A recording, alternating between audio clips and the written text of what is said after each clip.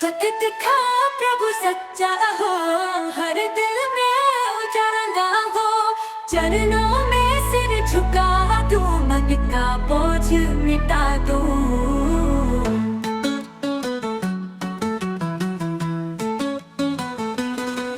जय जय करम सेवा, सांसों में ये मेवा।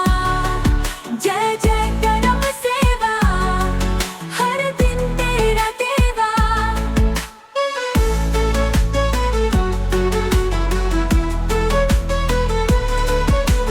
हाथ जोड़ कर विनती करूं, तेरा नाम मैं जपूं। हर बंधन थन से आजाद हूँ, सच की राह में खो जाऊं। जय जय करम सेवा, सांसों में ये मेवा।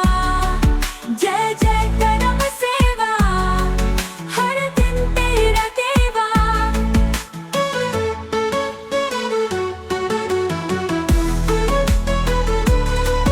हाथ जोड़ कर विनती करूं, तेरा नाम मैं जपूं। हर बंधन से आजाद हूँ, सच की राह में खो जाऊं। जय जय करम सेवा, सांसों में ये मेवा। जय जय करम सेवा, हर दिन तेरा देवा।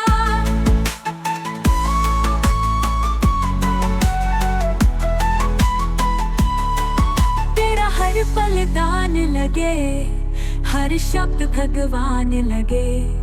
मन में तेरा ध्यान रहे, हर सांस अरमान रहे। जय जय करम सेवा, सांसों में ये मेवा। जय जय करम सेवा, हर दिन तेरा देवा।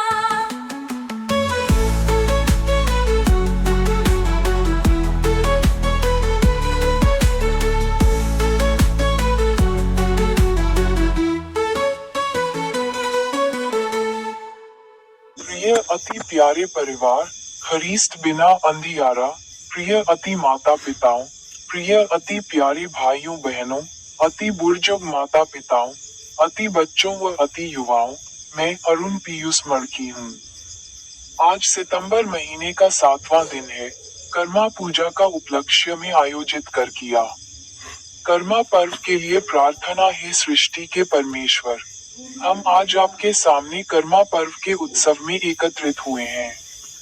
ये पर्व हमें प्रकृति के साथ आपके गहरे संबंध की याद दिलाता है और हमें जीवन, हरियाली और समृद्धि के लिए आपकी उदारता के लिए धन्यवाद देने का अवसर देता है। हम आपको उन पेड़ों के लिए धन्यवाद देते हैं जो हमें फल देते हैं, उन नदियों के लिए जो हमारे खेतों को सींचती हैं, और उस धरती के लिए जो हमारी जरूरतों को पूरा करती है। आप ही सभी जीवन के दाता हैं। हम इस पर्व के माध्यम से हमारी संस्कृति, हमारे भाईचारे और हमारी परंपराओं को बनाए रखने के लिए भी आपको धन्यवाद देते हैं। ये पर्व हमें एक दूसरे के करीब लाता है और हमें अपने पूर्वजों और उनकी शिक्षाओं से जोड़ता है। आमीन। प्रथम बाइबल पद पर बोले। संत पत्रस का प्रथम पत्र अध्याय 5 पद संख्या 7 में बोले। पद, अपनी सारी चिंता उसी पर डाल दो, क्योंकि उसको तुम्हारी चिंता है। छोटा अर्थ, अपनी सभी चिंताएं परमेश्वर को सौंप दो, क्योंकि वह तुम्हारी परवाह करते हैं। प्रार्थना, हे प्रभु, हम अपनी सारी चिंताएं आप पर डालते हैं। हमें विश्वास है कि आप हमारी परवाह करते हैं और हमें अपनी शांति देंगे।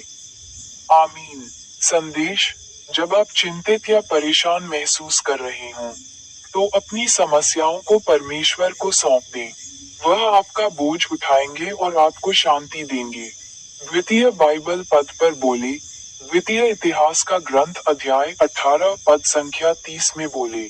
पद, आराम के राजा ने अपने रथ के सरदारों को आज्ञा दी थी कि तुम छोटे बड़े किसी से न लड़ना, परंतु केवल इस्राएल के राजा से लड़ना। छोटा अर्थ, आराम के राजा ने केवल इस्राएल के राजा से लड़ने का आदेश दिया था, किसी और से नहीं। प्रार्थना, हे प्रभु, हम प्रार्थना करते हैं कि हम अपने आध्यात्मिक युद्धों में अपने सच्चे शत्रु को पहचान सकें। हमें शैतान की चालों से अवगत कराएं और हमें उनके विरुद्ध लड़ने की शक्ति दें। आमीन। संदेश: जीवन में हमारे सच्चे शत्रु अक्सर बाहरी लोगों के बजाय अंधकार की शक्तियां होते हैं। हमें ये पहचानने की आवश्यकता है कि हमारा आध्यात्मिक युद्ध कहाँ है और उसी के अनुसार लड़ें। तृतीय बाइबल पद पर बोले, गिनती अध्याय 24 पद संख्या 7 में बोले, पद, उसके घड़ों से जल बहता रहेगा और उसका बीज बहुत जल के पास रहेगा और उसका राजा अगाग से महान होगा और उसका राज्य उन्नत किया जाएगा।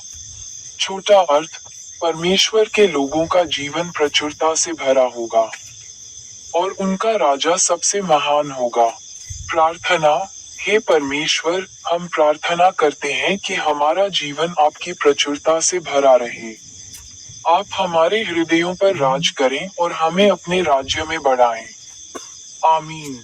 संदेश: परमेश्वर अपने लोगों को प्रचुर मात्रा में आशीष देते हैं।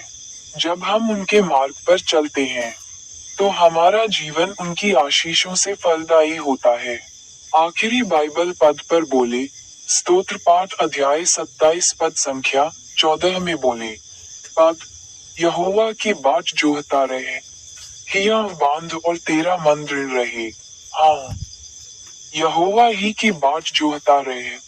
छोटा अर्थ: धैर्यपूर्वक परमेश्वर का इंतजार करो, साहसी बनो और अपने मन को मजबूत रखो। प्रार्थना: हे प्रभु, हमें आप पर धैर्य रखने की शक्ति दें। हमारे हृदय को मजबूत करें और हमें साहस दें ताकि हम बिना हार माने आपकी प्रतीक्षा करें। आमीन। संदेश: परमेश्वर के समय का इंतजार करना कठिन हो सकता है, लेकिन वह विश्वास योग्य है। धीरज रखने और साहस बनाए रखने से हम उनकी भलाई देखेंगे। आइए प्रार्थना करें। हे माता मरियम, हे माता वेलानकन्नी, हे क्रूस विजय यीशु, हे संत पिता लियो 14वें, हे महाधर्माध्यक्ष विंसेंट आइंद, आज सितंबर है। यह वर्ष 2025 का नवमन महीना है। प्रभु में आनंद लें। इसका अर्थ है स्वयं ईश्वर में आनंद, प्रसन्नता और संतुष्टि पाना। हे प्रभु, हम प्रार्थना करते हैं कि आप हमारी धरती को उपजाऊ बनाए रखें, हमारे फसलों की रक्षा करें और हमारे घरों को समृद्धि और शांति से भर दें। हमें ये सिखाएं कि हम आपकी सृष्टि का सम्मान करें और इसे भावी पीढ़ियों के लिए सुरक्षित रखें। हम ये प्रार्थना कर्म देवता के रूप में आपकी महिमा करते हुए और हमारे जीवन को आपकी भलाई के लिए समर्पित करते हुए करते हैं। आमीन।